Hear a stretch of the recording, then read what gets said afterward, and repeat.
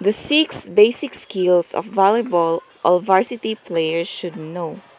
Varsity players know the 6 basic skills of volleyball, and they are: first, serving; next, passing; third, setting; next is spiking; then blocking; and lastly, digging. The first basic skill in the volleyball is the serve.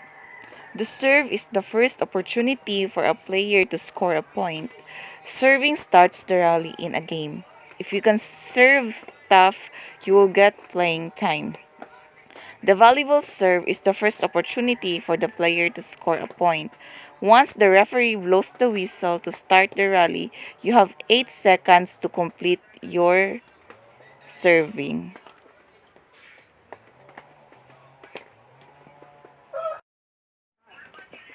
Next, the pass, also known as the bump or the forearm pass, is a service reception technique used to contact a ball that's entered your court area when your team is no offense. Once the opposing team's serve ball crosses the net onto your side and arrives just above your hip level, you clasp both hands together, one palm inside the other, pointing both thumbs to the ground.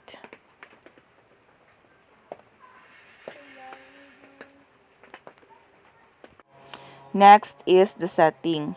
Setting a ball is the second contact in a rally done by a player called a setter, who sets up offensive plays by setting the ball to their hitters.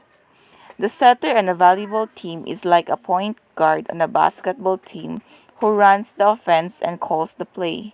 Offensive plays consist of combination of sets called by using hand signals to eligible hitters who hit these sets at different heights, speeds, and location along the net in order to confuse the opposing team's blocker in an effort to score points. If you are the setter on your team, you must determine who gets to hit each set, how high each shot will be, how fast the set will be, and where along the net or back row the set will be. An attack hit or a spike describe the technique commonly used for the third contact in a rally that sends the ball over the net with power. A spike starts with a 3-step or 4-step approach a player uses to jump off the ground to contact the ball with an arm swing while it's in the air. With your spike approach, the first 2 steps are slow and the last 2 steps are bigger and faster that propel you in the air and you're gathering momentum as you go to lift you above the top of the net so you can contact the ball with an arm swing that contacts the ball at its highest height to contact or hit down into the opposing court. Next is the blocking. A block is the first opportunity for a team on defense to keep the team on offense from hitting into their court. Once the whistle blows and your team serves the ball over the net, your team is on defense, ready to defend your court.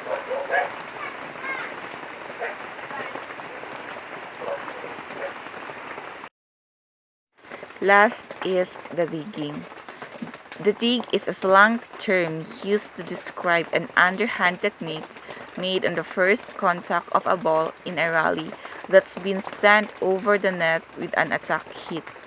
You sink your hips low to the floor, below the ball before it gets to you, and you use your extended arms clasped at the wrist to create a platform that with your forearms to dig or deflect the ball up in the air.